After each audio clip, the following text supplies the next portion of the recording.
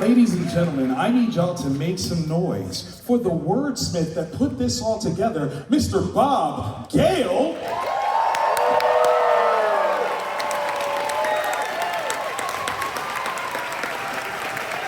She stole our hearts as Miss Clara.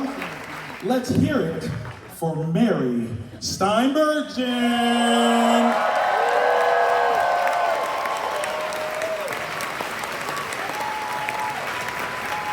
He is Doc Brown. Make some noise for Christopher Lloyd.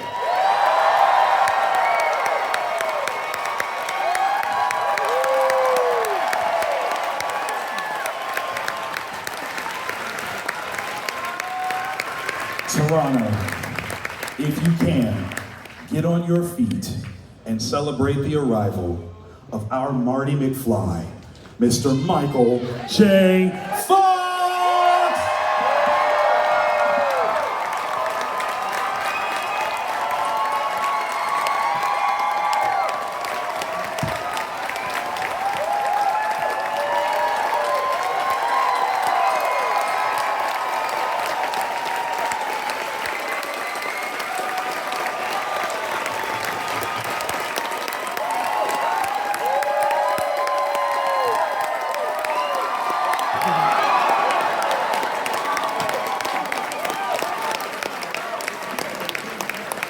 Guys, thank you so very much for joining us this evening. Please sit down.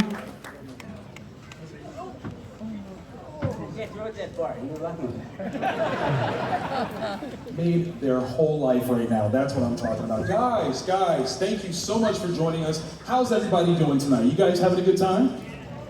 Yes? I love it.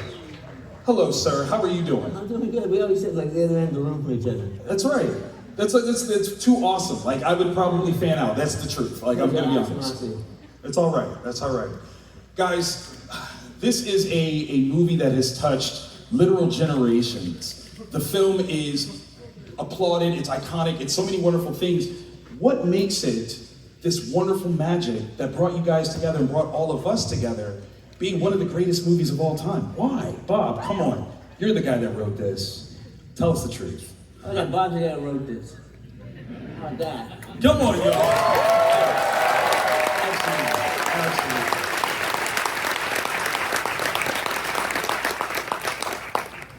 The core of Back to the Future is that it's not a time travel movie. Mm-hmm. It's a movie about a family. And everybody can identify with the relationship that a kid has with his parents, mm-hmm. that parents have with each other, that friends have with each other, and Marty and Doc. And that's the core. That's why it's not a time travel movie about history, which is why so many time travel movies don't work, right? Because you have to know history. We tell you all the history you need to know in Back to the Future, because it's the history of this family. And if you love the characters, and you love the characters because Michael J. Fox is Marty McFly.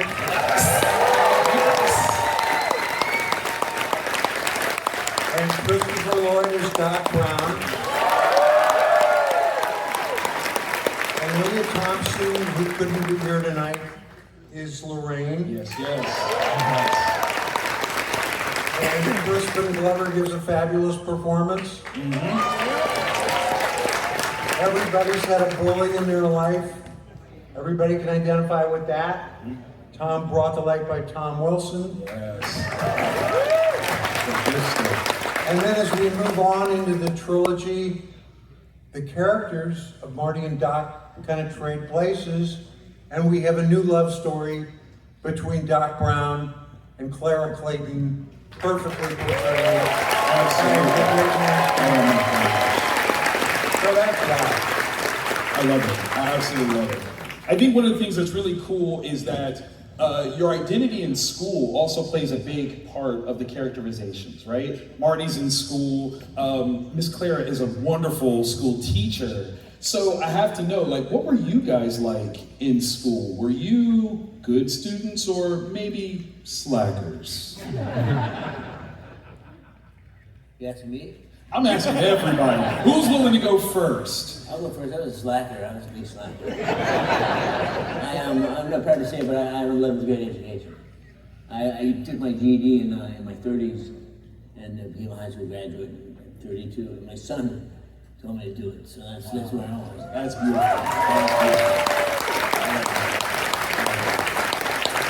Chris, were you a good student? I flunked. No questions asked.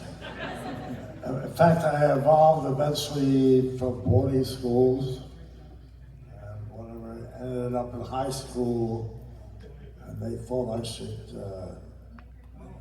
maybe see a psychiatrist. And I spoke to my dad, and he said, okay. So I went to sessions with a psychiatrist, and he diagnosed the situation and recommended that I leave school. Wow. And I did. So, you know, there's hope. There you go. You can follow instructions when you wanted to. That's what that is. Miss Mary, what about you? Were you a good student? You know what? I think I was a pretty decent student. I was very shy, so school was a little tricky for me.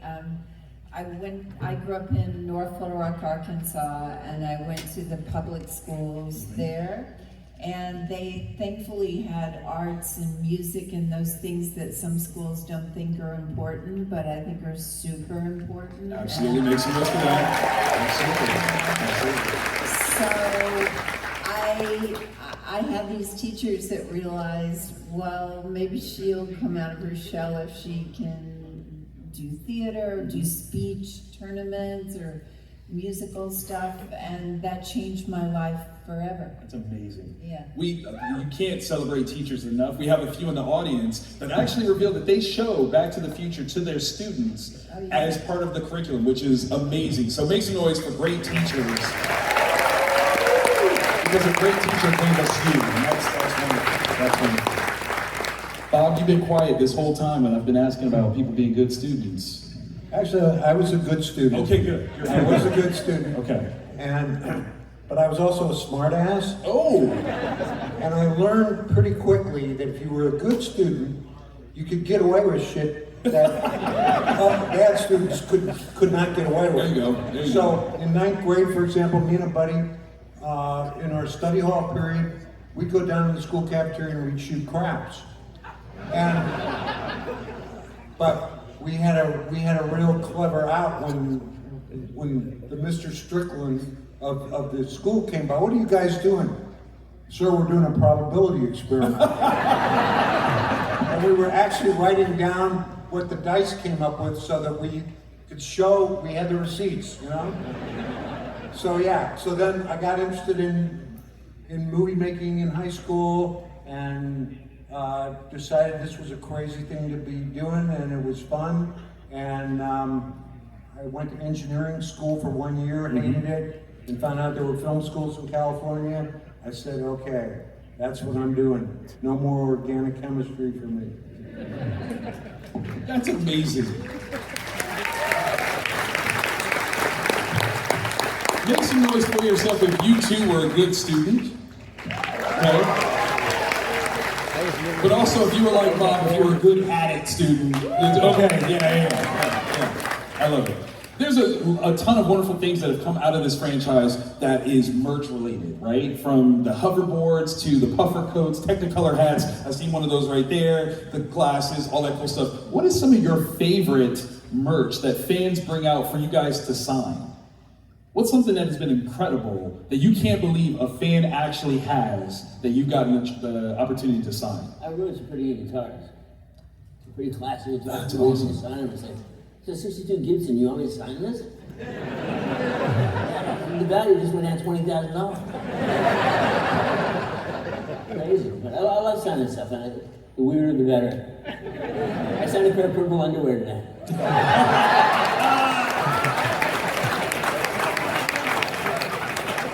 Mary, what about you? What's something fun or unusual that a fan has brought for you to sign? Well, I just remember that when Back to the Future 3 had come out, every sort of 8 to 12-year-old boy I met begged me to find a hoverboard for him because they believed it. They believed they would go flying all over the place. And it was so horrible to burst their bubble. I didn't know how, you guys should have given me like a handbook on how to answer questions because I didn't know what to tell them. I wanted them to believe in the magic, but I didn't have a flying hoverboard, so it was hard. That hurts me. I know. I was probably one of those kids that came to you like, You might have been. come on, where's it? Show me how. Christopher, what about you? What is something fun that fans have brought to you to sign from this movie franchise? Well, there's only one thing I can think of, but I don't know if it's really appropriate. Okay, all right. No. It's a good story? Okay, Bob says. Tell it. Have I told you this story? Vegas story with the woman that won. Oh, yeah. Yeah, I was early on doing these events, Comic-Cons. And I'd only done 2 or 3 of them, I don't know. And at one of them, a young lady came up to me. Oh no, somebody came up to me and said, there's a young lady here who'd like you to sign her. You know, a really, you get it. Yeah. And they said to me, okay, and it was right there in front of everybody, the table, you know. So I signed, I had a fairly long name. And I did the signing with, you know, bold. Okay, so that was that. And then she came back around 3, sometime in the afternoon, and showed me that she'd had my signature tattooed. Wow. And that just kind of blows my mind because what for the rest of her life does she say to a guy who says, like, what the hell is Christopher Lloyd doing on that top?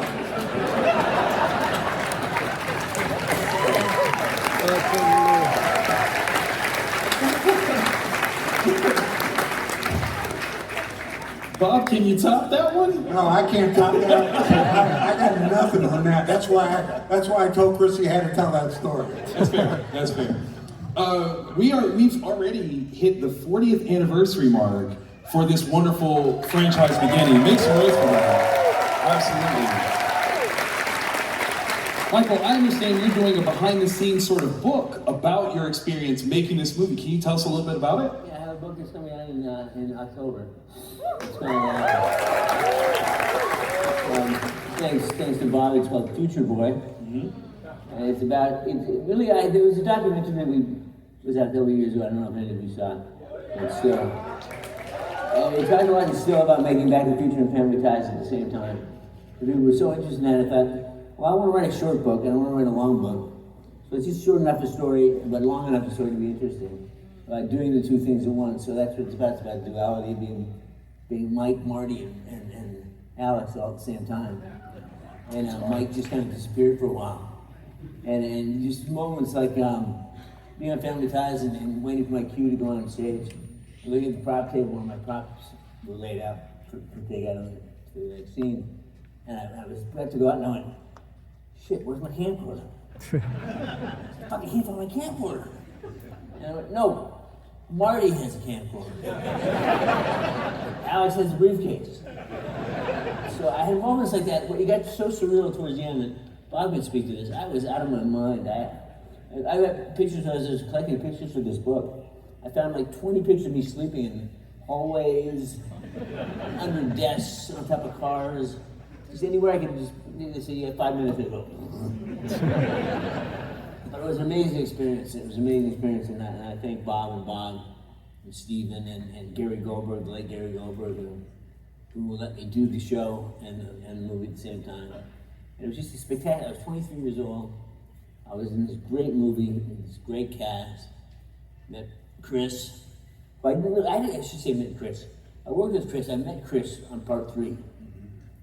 Because we were so busy working and so busy on our own things, we never hung out. We were such great friends now. We barely knew each other when we did the movie. So he was just this guy who I was trying to keep up with. I remember going the first day, the first shot we shot in Pomona at the parking lot. And we shot the scene with the DeLorean when he first reveals the DeLorean. And it was my first scene with Chris, my first night in the movie. And I came on and we go into rehearsal, action. Chris was out and goes, woo! And I remember seeing him going, holy shit. What am I doing here? And it was just the most spectacular experience of my life. Continues to be the highlight of my professional life. And I want to thank all of you for giving me so many good things, but by your support of this movie and your love of this movie, you give me a really great life, and I really appreciate it.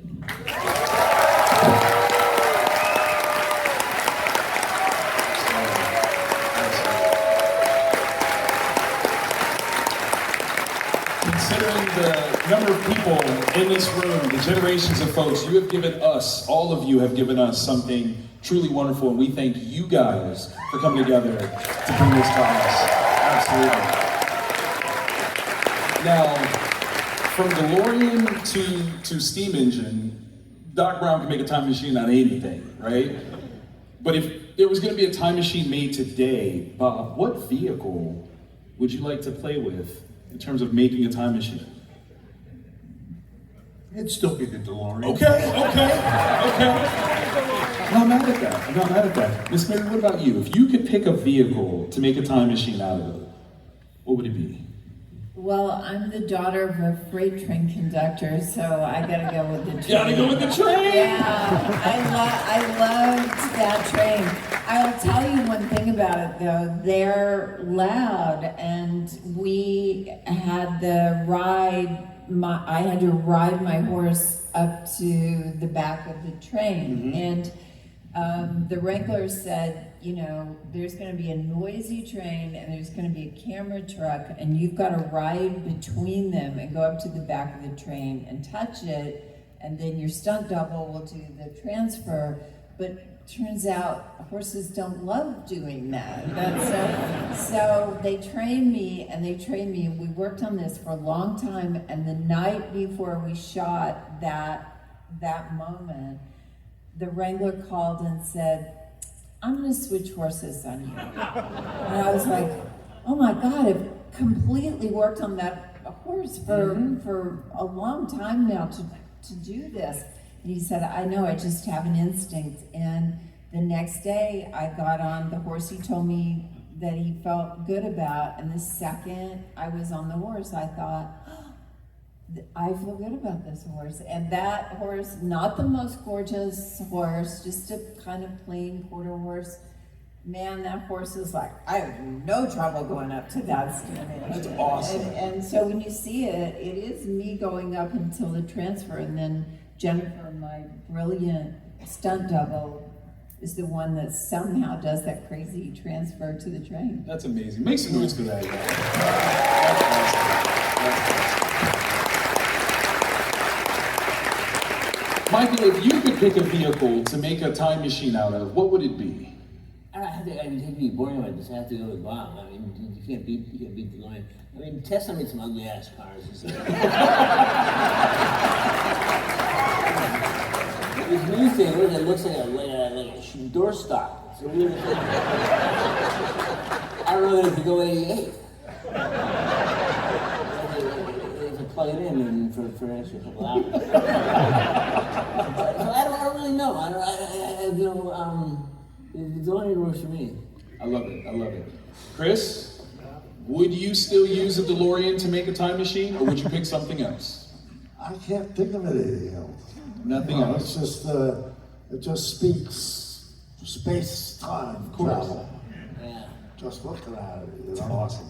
See, this is what I love. Like, you guys are like, if it ain't broke, don't fix it. DeLorean or train, that's how we're doing it. That's awesome. I love that. It's a good opening for Rob to tell the story about what the time machine was at the beginning, long before I came on. Wasn't it a washing machine or a refrigerator or something, an oven or something? Yeah, it was a time chamber that Doc ended up building into a refrigerator. Wow. And he had to carry it around on the back of a pickup truck. And one day Zemeckis came into the office and he said to me, Bob, you know, I don't want to shoot this stuff with a forklift putting the refrigerator on the back of a truck. Wouldn't Doc have been smart enough to build it into a car? And I said, well, that's a really good idea. And at the time, this was the summer of 1984, John DeLorean was on trial for cocaine thing. It was, well, he was exonerated. It was entrapment. It was a total scam that the FBI was trying to frame him. But we were riveted to this trial. It was on TV every night. All of America was fascinated by this. And he said, what if it was a DeLorean? I said, fuck yes. I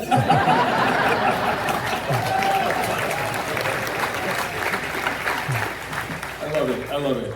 Okay, this one is a very difficult question, so I apologize for putting you on the spot. But if you could film Back to the Future in any other time period, when would you go back to? Listen, even they are grown. They're like, ooh. You said the Titanic? That's a dark movie. I remember lobbying for the Western. I lobbied you for Western when we were doing the original, didn't I? Everybody would say just a self-serving memory.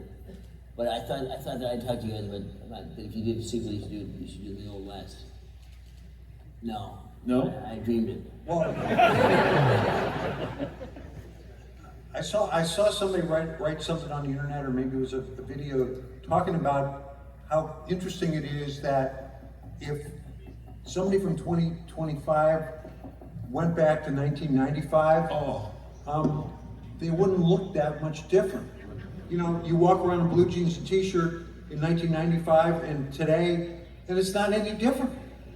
So the difference between the 80s and the 50s, I mean, you go back to the 40s or the 30s or the 20s, and there's definite style differences, but everything kind of stagnated in the 90s, and it hasn't changed all that much, I would say which that, wow, is kind of weird. I think about this all the time. I walk down the street and there's all these guys with the thin black, like kind of parachute pants, or whatever they're called. Lululemons. and the beard, the purpley trimmed beard, and the hair with the thing, and they drive the lumpy black cars. There's no T-Birds and Mustangs and Volkswagens, and there's these lumpy four-wheel drive things. I don't know what they are. And people talking this thing all day long. Well, how come I get no water? My water's been drinking. You guys all got fresh water. Mine's had a quarter out of it.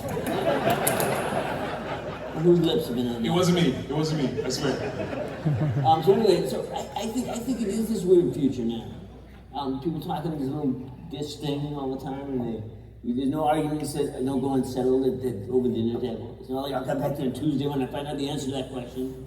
It's like, oh yeah, I was under pen when we were in 1949. I mean, you get everything, and it's so completely different, I think, than when I look at stuff when I was a kid. Captain Kangaroo and Mr. Rogers. And That's right. Mr. Dress Up.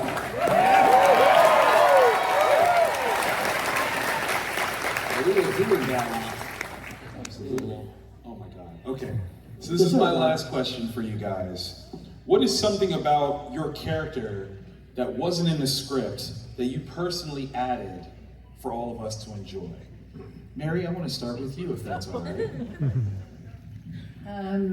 Well, I'll answer that, but first I have to say that one of the special things about being asked to do Back to the Future 3 was getting to do these scenes with Chris Lloyd, who, in my first movie in 1977, I was the lead in a movie with Jack Nicholson, which he directed in a movie called Going South.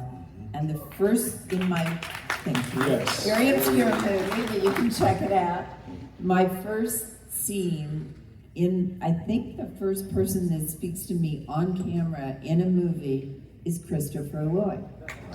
So we had worked together on that, and that meant the world to me to go back and do that again. In terms of what did I add, it was, I wanted to find in the moment where my character is revealed for the first time, I wanted to find a way of kind of making that a really special moment. And I loved the hat that Joanna Johnston, the brilliant costume designer, had made for me. And I asked Bob Zemeckis, is there any way that as the horse is like running away with me, my hat could fall over and then I could pull it back and see Chris. And so that moment was almost like love at first sight. And Bob Zemeckis let me do that. I think there were strings involved actually at some point to pull it down, and then I pull it back, and that was a really lovely moment. I Brilliant. thought.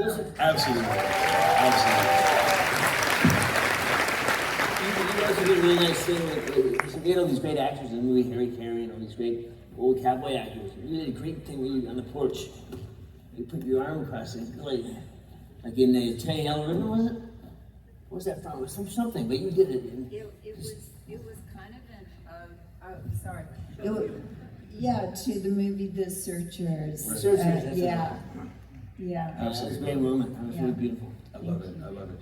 Chris, what about you? Is there something about Doc Brown in your performance that you brought to the performance that was not on the page that we all love?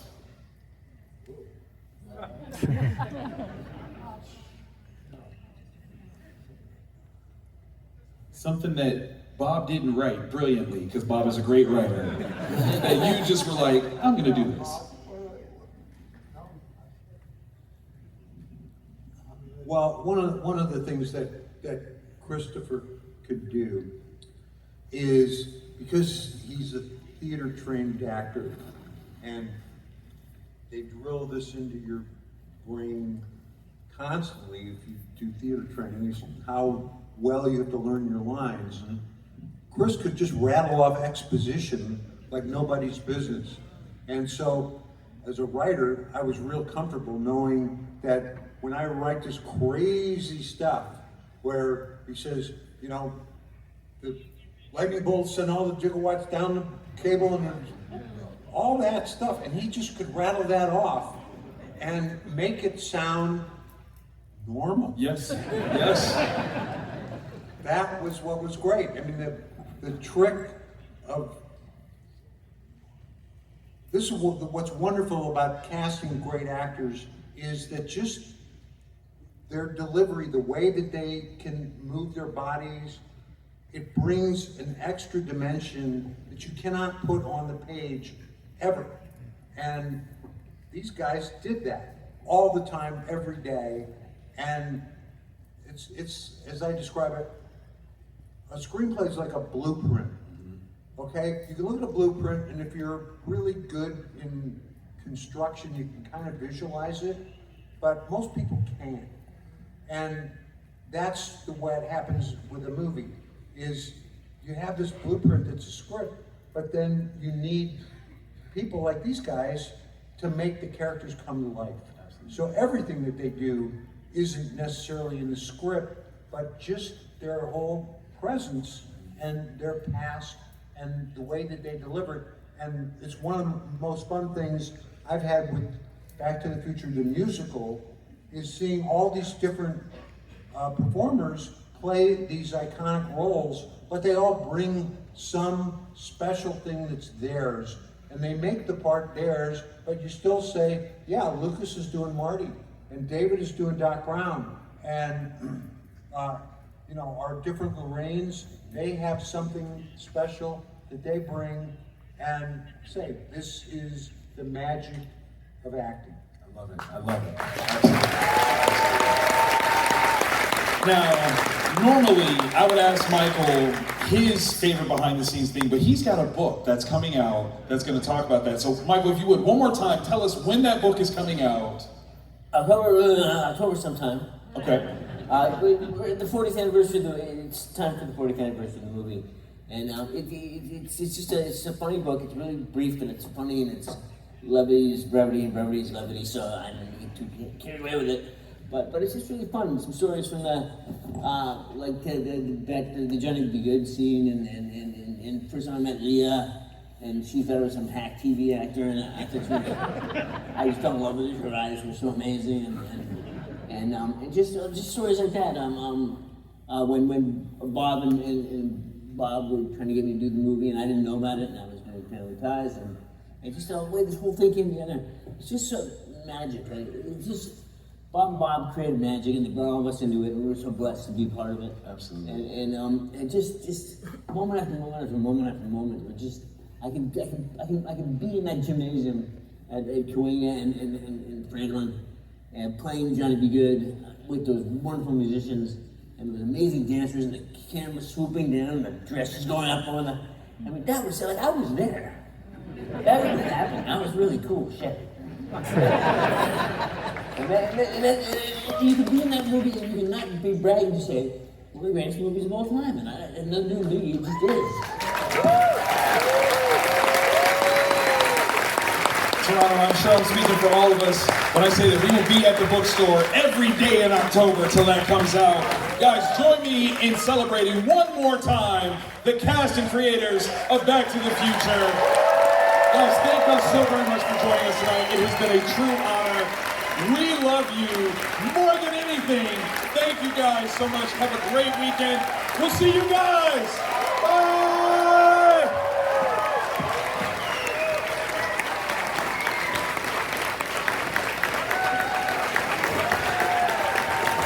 Thank you.